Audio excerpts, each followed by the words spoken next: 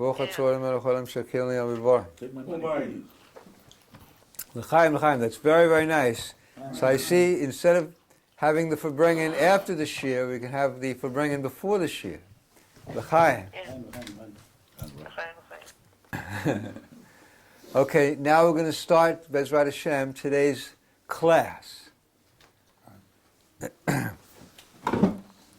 So this is a class on the discourse that the Lubavitcher Rebbe Melech HaMashiach gave in the year 5752, 1992, Tafshin Nun Beit, on Parshas B'Shalach, Yud Gimel Shvat, Tafshin Nun Beit. And the Rebbe says that B'Shalach and Yitro, which is the Parsha afterwards, the Torah reading afterwards, is the preparation for the giving of the Torah. And that's why we have Kriyas Yamsuf, the splitting of the Red Sea, in this week's Parsha, because the splitting of the sea represents the ability of Hashem to split and open and break through nature and reveal things that are above nature. So that was like the start of giving the Torah, because that is the essence of the Torah, is something above nature that comes down into nature. Similarly, we see in Parshas B'Shalach that the conclusion of the Parsha is the wiping out of Amalek. That's the enemy. And that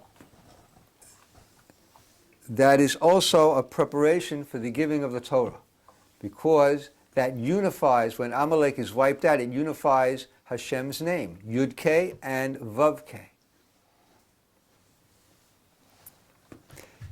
We also see that Yisro had to agree to get to say that Baruch Hashem, that Hashem is great, and through Yitro, he was a ger, and he did a convert, and he did Shuvah and became a religious Jew. And when he said, thank God, and he praised Hashem, and no one had really done that until then, that enabled the Torah to be given. You have to bring down, but he had done every single avodah zorah that there possibly was.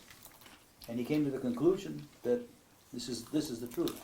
Then when he said, thank God, this was after he really knew, thank God. Exactly. So that he said it knowing very well what all the alternatives were. Okay. Now, the Rebbe says that in addition to these parshas being a preparation for the giving of the Torah that we received already, it's also a preparation for the Torah that we're going to be learning when Moshiach comes, because it's one culmination. The giving of the Torah is the start of a process which culminates, it concludes and completes itself with the Torah that we're going to learn when Moshiach comes. Because the Torah is not going to be given again. Rather, hidden in the Torah that we received is the Torah that we're going to be learning when Mashiach comes. It's just hidden there, and it's waiting for Mashiach to come and reveal it. So the Rebbe says, where do we see the Torah of Mashiach in this week's Parsha? So the Rebbe says, it's very simple. How does the Torah reading start off? Vahi b'shalach paro, and it says, V'lo nacham elokim lelechet b'derech, V'lo nacham elokim derech eretz plishtim ki karov hu. That the simple way to go would have been through Eretz Plishtim, the land of the Philistines. But Hashem, he worked things out that the Jews would not go in the direct path, they would go in a roundabout path. So in Parshas Devarim, it talks about this path, and it says that the path was such a path that in 11 days they could have reached the land of Israel. 11 daily journeys. But they did not do it in 11 days. They went in a roundabout way, and with all the various things that happened to them on the way, it took, instead of 11 days, it took 40 years. So everybody, including Rashi and all the people who explain the simple meaning of the Torah, and it is the simple external meaning, says that it's either a punishment, that they weren't fitting to go in 11 days, and they did lousy things and they got punished for it, or perhaps we could say that it was a preventative measure, that if the Jews would have been given the opportunity to go in a direct path, they might have just directly gone back to Egypt or something like that. So however you look at it, no one really sees this idea of, instead of going in 11 days, having it take 40 years, everyone sees it as a sort of negative connotation. It was like not to the praise of the Jewish people. And the Rebbe says, no, we are now involved in the Torah of Moshiach, and when we're learning the Torah of Moshiach, everything is good. And the 11 days mentioned is, in fact, 11 journeys representing 11 levels that it takes to get from Egypt, from Gullus, to the land of Israel, which represents Geula. Why does it take 11 journeys specifically? The answer is very simple. 11 is 1 above 10. The world runs on a base of 10, base 10. There are 10 spheres, 10 kochos, 10 powers, faculties, 10 emanations. The whole world runs on a power of 10. And 11 represents 1 above 10, meaning 1 above the natural faculties of the world. So when we say that there are 11 journeys to go from the world mindset to an above the world mindset, we are literally saying that it involves 11 journeys, because you first have to utilize fully all your 10 natural powers, and then through that you can reach the next level, which is 1 above 10, which is the level of godliness above the world. And that's why there are 11 journeys to get to the land of Israel. And that's why Eretz Yisrael is Aleph Yud, the initials of Eretz Yisrael. Aleph is 1 and Yud is 10, which represents the 1 above 10. And so why is it that Hashem did not let them go? He made it in such a way that they didn't go in the direct path of the 11 journeys, because if they would have went in the direct path, they would not have been able to be a proper vessel for that tremendous revelation of the 11th level. In order to be they would have got it, but they wouldn't have really been able to hold it and to feel it and to be able to live with it. It wouldn't be a vessel. They're right. They wouldn't be a vessel for it. In other words, they wouldn't live it. They wouldn't be able to live their life that way. They would feel that it's something above them, sort of shining on them, but they wouldn't feel part of it, or that it's part of them.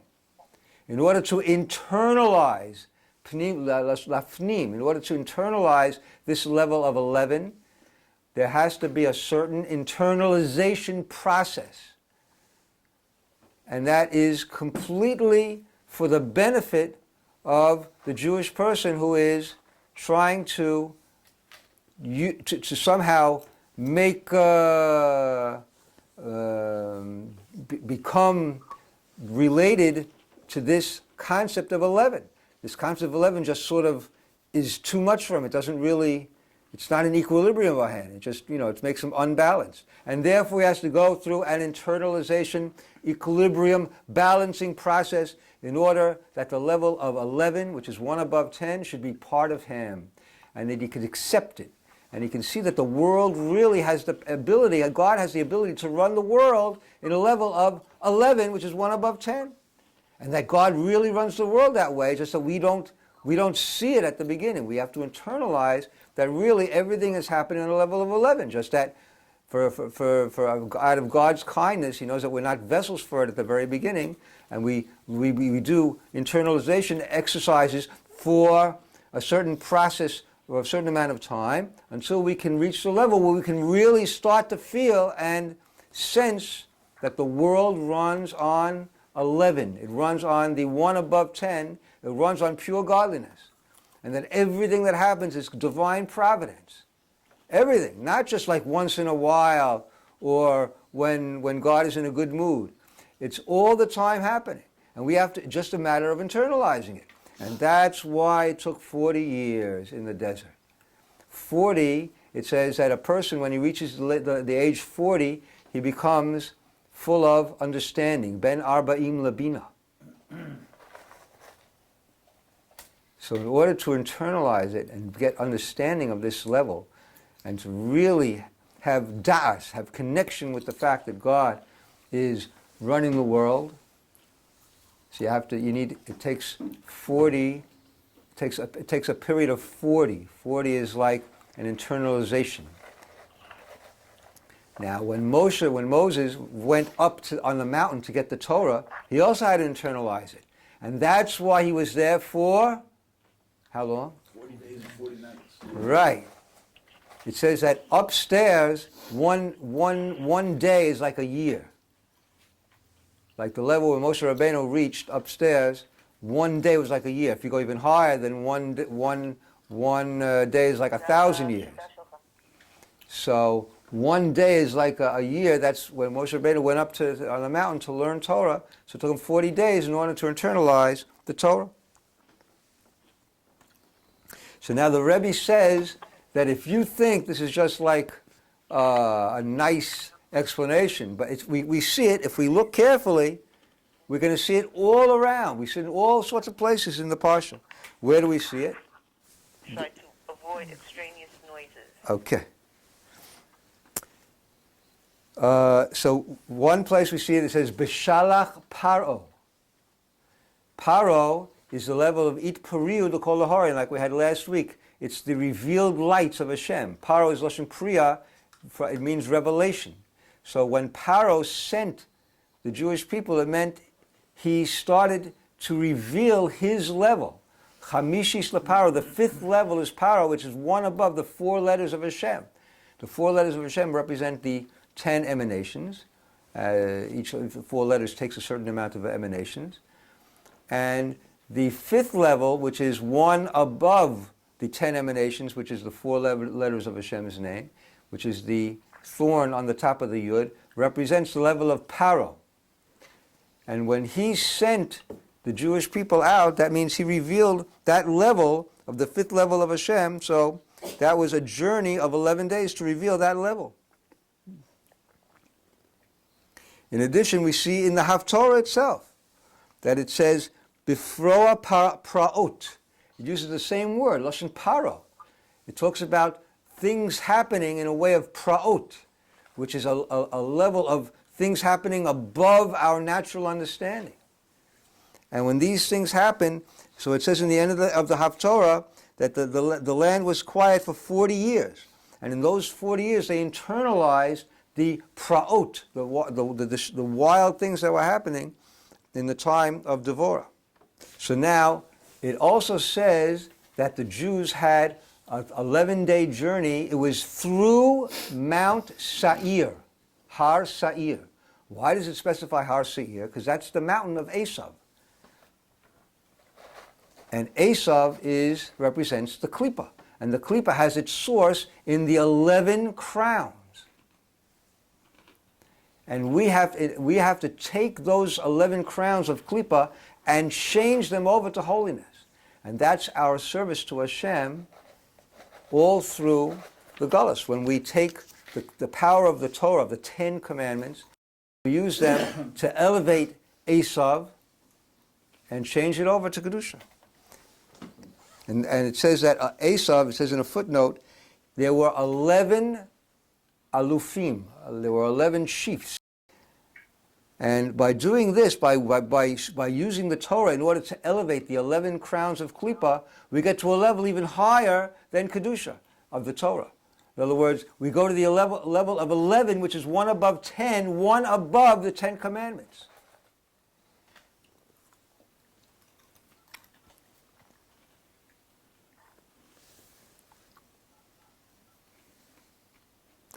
So that's why Amalek is from the seed of Esau. He's the grandson of Esau. Because Amalek, he is the one who is the source of the Yud Aleph, of the 11 crowns of Klippa. That's why Amalek had chutzpah. What is chutzpah? It's above, it's below, it's not according to understanding. It's not that he understood that this is tasty or this is desirable or something like that. Amalek just had chutzpah. He just wanted to go against Hashem. So that's the lowest level of Klippa, the level of 11th level of Klippa. And the Jews have to elevate that, which is fitting for Yud Shvat, because it talks about shtus to Kedusha. Instead of just doing chutzpah of Klippa, it's doing chutzpah of Kedusha. Just to do things which are holy without any particular plan or account that if you do this, I'll get something good from it, or it'll be good for me. Just to do it, even though it might not be that anything will come good from it, for you, but just to do it above cheshbon, above accounting. And that's why it says that the preparation for the Torah was when Yitro said Baruch Hashem, that added a parsha in the Torah. So it says Yiter parsha echad. He added one. What does that hint to? It hints at the level of 11, which is one above 10, which is already there. What did he add, Yisro? He added the level of 11. And that's why the parsha that he added was Atat Techezeh, you shall see. Because since he added the level of 11, which is seeing godliness, so therefore he started his speech with Atat Techezeh, you'll see.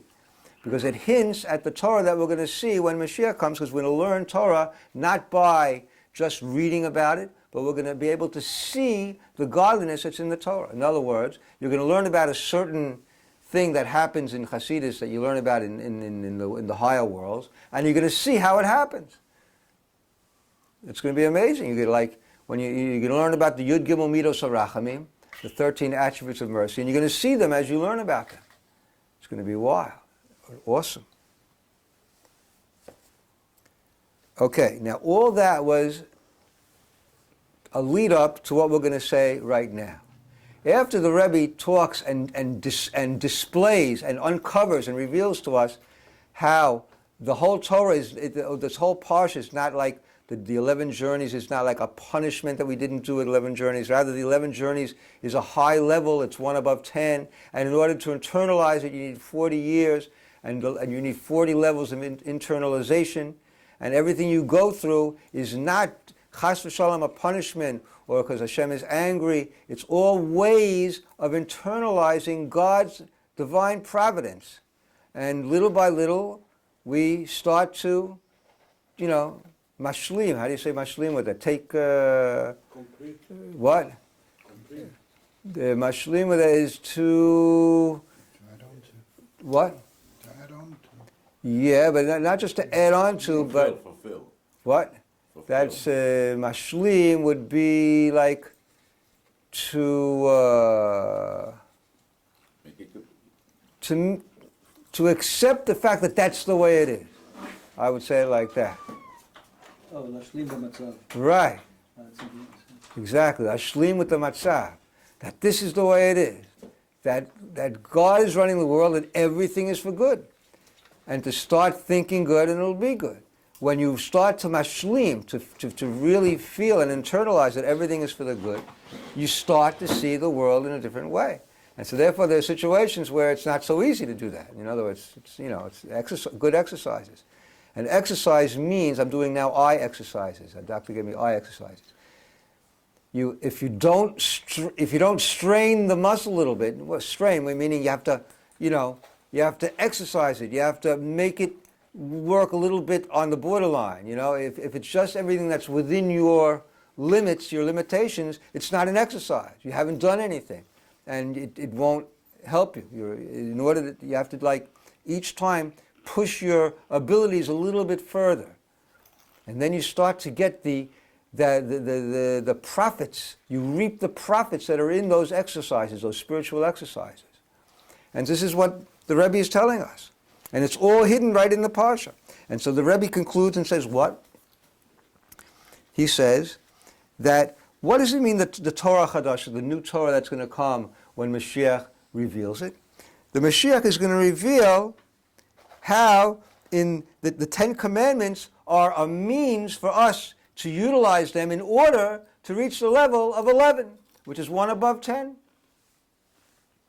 And in order and to do that, not in a way where the light will be higher than us, but rather little by little to internalize it through going through 42 journeys or 40 levels, and little by little internalizing them. So anyone who catches on what the Rebbe is saying, he says like this is what Mashiach is going to do. He's going to tell us about the level of 11, and he's going to tell you how to internalize it through various things that happen to you in order to see Hashgacha Pratis through the 40 years or 42 journeys, etc. So the Rebbe just told us about it. He just spent 5 pages telling us about how to internalize the level of Yud Aleph, which is 1 above 10, and how to take it in and see that the world is really like that. And then he says, and this is what Mashiach is going to do when he comes and reveals us the Torah of Mashiach. He's going to tell us how we have to take the level of Yud Aleph of 1 above 10 and internalize it. In other words, the Rebbe is telling us everything that I've told you is the Torah of Mashiach. So it's it's an amazing thing when you catch what the Rebbe did. In other words, the Rebbe, out of, first of all, modesty, and next of all, out of the fact that Mashiach has to be something in order to internalize it, the Rebbe can't hit you over the head with it. The whole concept of the Sikha, of the discourse, is to tell you that in order to internalize something, it can't just be hit over the head with it. So in order for the Rebbe to have us internalize how he's Mashiach, so first he tells you the Torah of Mashiach, and then he says, and this is what the Torah of Mashiach is. It tells you that Yud Aleph has to be internalized. And so, wow, that's what we just talked about. This must be Torah of Mashiach. And in that way, the Rebbe helps us to internalize that he's Mashiach. But the Rebbe says, we're in the process, and until we finish the Galus, we're still in the internalization process. The conclusion of the Galus will be when we completely internalize it, as we're very quickly learning and starting and almost finished doing. And when we finish that process, as the Rebbe says, that the Galus is compared to 42 journeys. And we're now on the 42nd journey. We're ready to go into the land of Eretz Yisrael, which represents the Geula.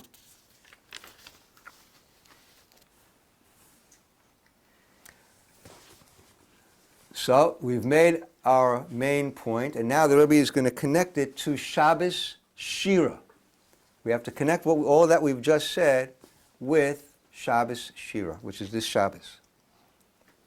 The Shabbos of song, because we read the song of Moses. Okay, first of all, the Rebbe says that Shira, song, is an aliyah. It brings a person up. It makes a person rise up in level from one level to a next level. If a person wants to get above his level, one way to do it, and even the best way to do it, the advisable way, is through song.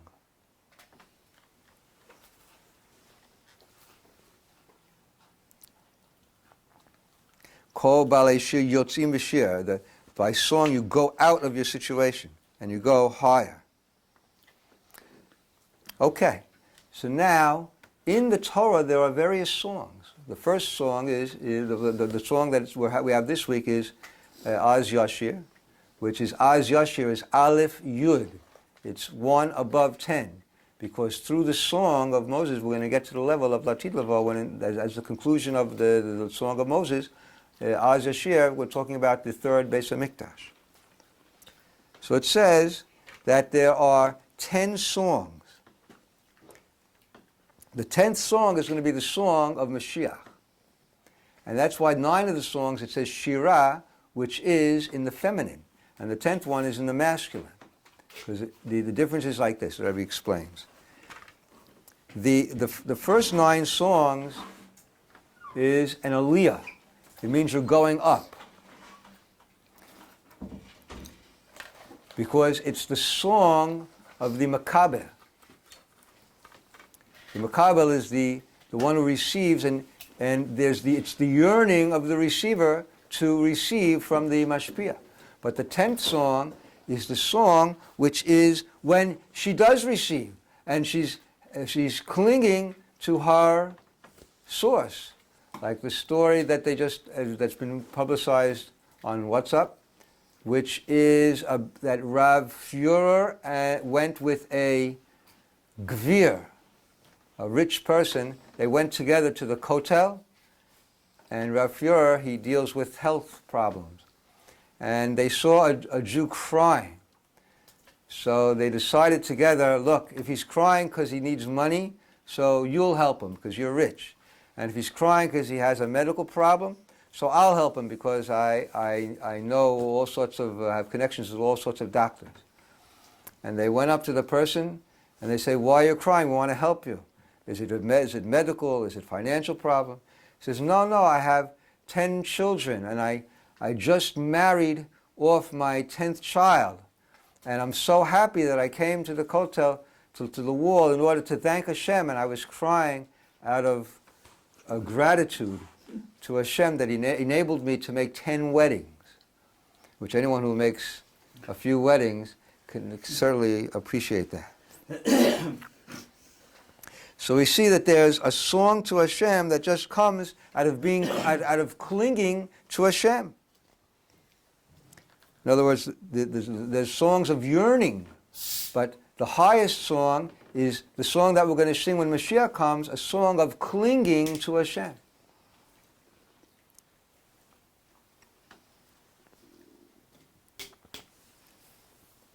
So now we have to connect this to Yud Shvat. Yud Shvat, we have, first of all, Yud Aleph. Yud and Yud Aleph. Yud is the 10th day of Shvat, and Yud Aleph is the 11th day of Shvat. So the level of the 10th day of Shvat is that you use the level of 10 in order to little by little reach the level of 11. That was the Frierdiker Rebbe's avoda, that every Jew should use the nature as much as he can in order to eventually bring down the level of 11, one above nature. Whereas the Rebbe became Rebbe on Yud Aleph Shvat, which is 11, the 11th day of the 11th month. In other words, it's the revelation of 11.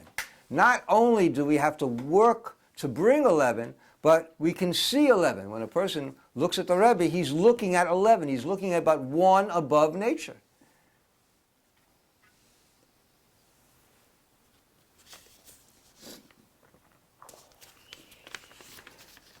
So the Rebbe says that, to be more specific, we start with 11, which is one above nature. And then with that, we go to Shabbos B'Shalach, which is Yud Gimel, which is the war to defeat Amalek, which takes even the Klippa, even the 11 of the Klippa, and changes it over into Kedusha and brings out the Emes in the world. And then from that, we reach Tes Vav, which is this coming Monday, which is Tu B'Shvat, which is the fruits of Eretz Yisrael. And these fruits represent the Geula.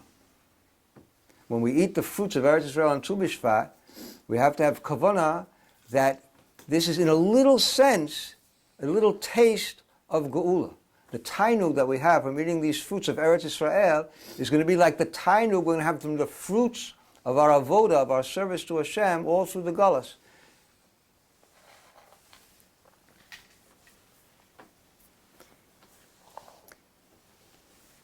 So there are a few other places. There's one interesting footnote that the Rebbe mentions about Yud Aleph, concerning Yud Aleph Shvat, that it comes as the following Yud Shvat when we say Kaddish for the Frierdiker Rebbe.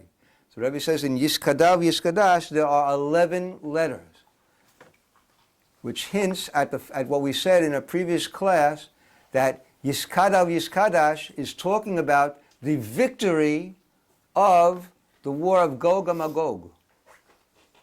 In other words, when we say Yiskadav Yiskadash Shmei Rabbah, we're talking about Hashem's name being sanctified because of the victory of the war of Gog and Magog. And then Hashem's name will be sanctified. And so that's why Yiskadav Yiskadash has 11 letters, because then will be the revelation of this level of 11. So, since also we're in the year of mourning for our father, so I want to mention this back. As we say Kaddish, we have to have this in mind.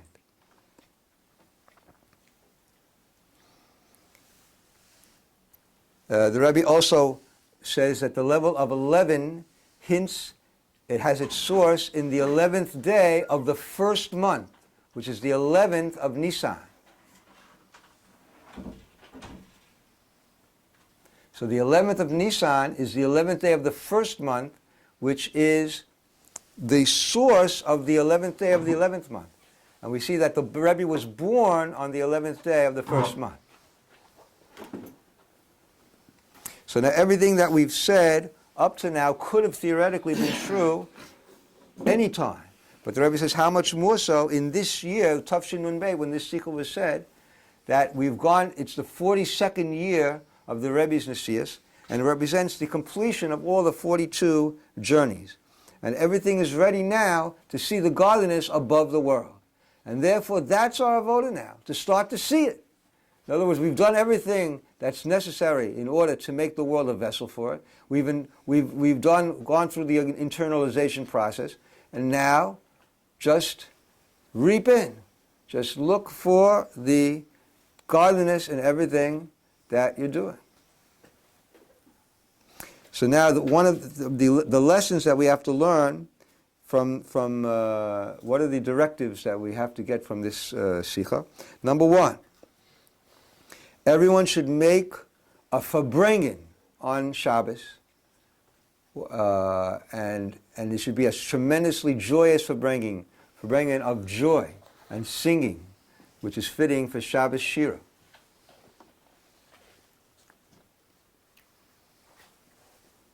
Number two, it's also the Shabbos after Yud Shvat, and it's an elevation of everything that we've done on Yud Shvat and Yud Aleph Shvat. Number two, the Rebbe says we have a directive of how to daven.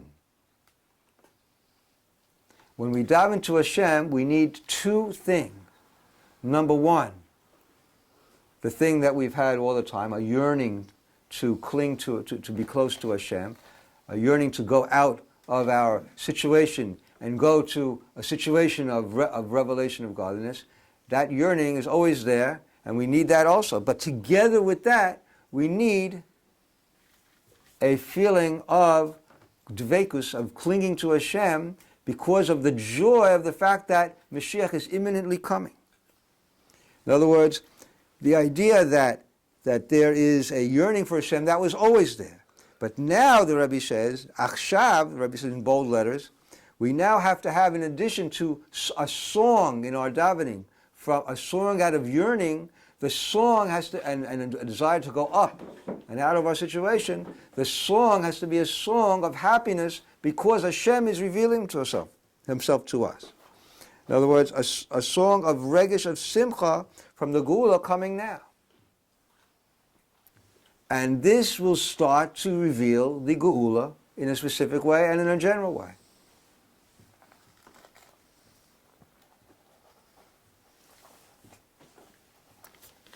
And the conclusion is a directive to add an additional farbrengen on Tu B'Shvat, on the 15th of Shvat, in order to be able to internalize this idea of the fruits of Tu B'Shvat being a a small sign or small representation of the pleasure that we're going to have when Mashiach comes.